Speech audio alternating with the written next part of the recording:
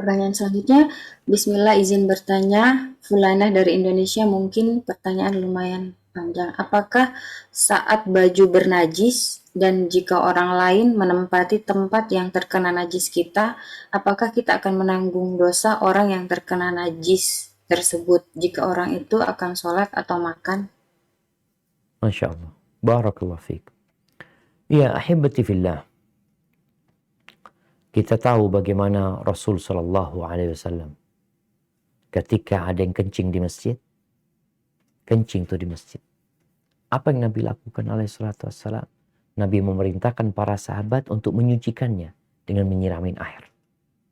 Karena ini masjid, orang akan sholat di situ gitu loh. Tatkala kita membawa najis, dan najis itu ada di tempat itu, maka kita berkewajiban untuk membersihkan tempat tersebut. Tapi kalau kita nggak tahu, anak nggak tahu, lain lagi. Karena kalau nggak tahu kan Allah Azza wa Jal menceritakan di akhir surat Al-Baqarah, Rabbana la tu'akhidna in nasina aw akhtana. Ya Allah, jangan hukum kami. Ya Allah, kalau kami lupa atau kami tidak sengaja, itu sudah dimaafkan sama Allah Azza wa Jal. Tapi kalau kita tahu, kita sadar, kemudian kita biarkan, maka kita berdosa. Bagaimana dengan orang yang sholat di situ? Dia nggak tahu kalau tempat itu najis. Dia nggak tahu. Dia nggak dosa orang tersebut. Karena dia nggak tahu.